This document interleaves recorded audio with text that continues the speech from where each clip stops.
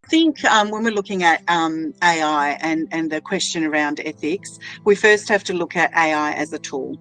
So at this stage, this is how we've decided to view it, and we've had many meetings, many discussions as a team, as well as undertaken some research.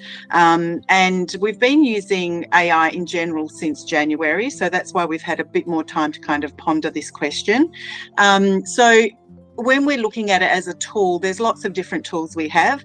You know, we've got a Sequa, the website, with all the different documentations there. We've got fact sheets, we've got videos that they provide. You know, I'm sure everyone's got a copy of the EYLF version 2 on their desk, or we'd hope they do, flicking through and going through. So that's, you know, these are all the tools, and as well as books and articles, these are all the tools that we can, you know, tactily research. Then we've got all of our online tools that we can research. You know, I often say I'm old enough to remember when Google first came on board, and we started being, or the internet in general, and we were able to research on the internet. So I was at uni in that time. I remember my sister finished up with her university studies in '89, and you know, they were at a point when she first started her university studies, they had to write things by hand. So certain assignments had to be written by hand. It then moved to, because there were electric typewriters were coming out, and, you know, computers had come out. So it was almost seen as this higher quality, or somehow that you were giving more of yourself to that assessment or assignment if it was written by hand. Obviously that then, by the time I started uni, moved into, we were using computers to type up and things like that, but all of our research was still done manually. Initial reaction was exactly what we're getting now with AI, which is that it's somehow cheating if you're not spending 2 days doing your research manually at the library. And it went to that 2 days could be gone down to 3 hours actually researching the articles that you would then still have to read. AI takes it that next step further. Not only can AI find those articles for you, it might be able to summarize them.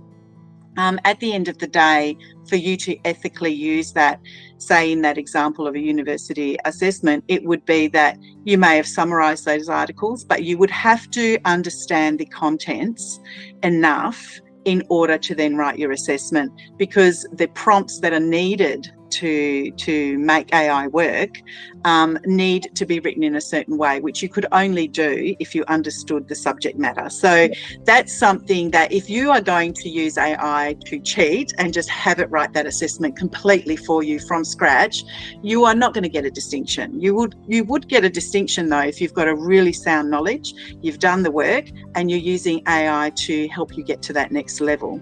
So the universities internationally now have started to understand that this is the new way, and their way of looking at it is, because we're going to be using AI, they're going to be looking at changing how we test that or how we can measure that the person actually does understand. And that might look a little bit different from just an assignment. We're seeing a lot of online videos having to be uploaded where people have to think on their feet, and it's quite obvious whether or not they know the content.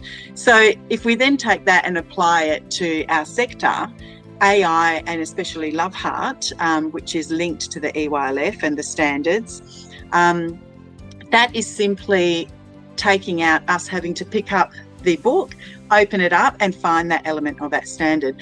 A lot of other platforms that have been available for 5-6 years, the EYLF is a drop down. Now, we all know people who just drop down and click without any thought to it. So again, it's how are you using that tool of that programming platform at the moment. I would argue that some people aren't using that ethically, and that's not AI as well. It's a form of AI, but not in the way that the more progressive or innovative way that LoveHeart's using it. And I think if we're going to talk about ethics, we've got a code of ethics for our sector. We are professionals, and if we're adhering to that code of ethics, it doesn't really matter what tool you're using, because you are adhering to that code of ethics. And to create an observation from LoveHeart, you would have to have significant, meaningful input, because the EYLF talks about observations that need to be meaningful. So I've seen people comment, I put in green crayon and it wrote something, and it will, because it's artificial intelligence. But anybody who is a professional in our sector would read that output and know immediately that it's either been written by someone who has very limited understanding, or it's a clear use of inappropriate use of AI. So I'm not very worried, and certainly not with my educators or the centres I network with. They don't have that worry either with their educators, because we really do a lot of work around our code of ethics.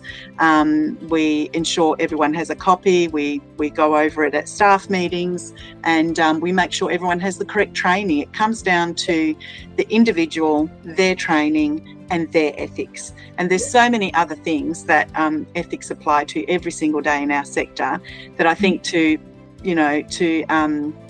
kind of focus on AI as the evil and the reason for us not being seen as professionals is completely incorrect, because doctors are using it, teachers are using it, they've been writing reports using a form of AI for years actually. So summative assessments in early childhood in schools are using it, high schoolers are using it, as we already stated, universities, so the people being trained to be teachers are using it. And for us to exclude ourselves as though we don't belong to those professions, I think is doing us a disservice. Across LoveHeart in the perfect way online, and through word of mouth and seeing what other people were saying. And initially I had a reaction of, well, I'm already using AI.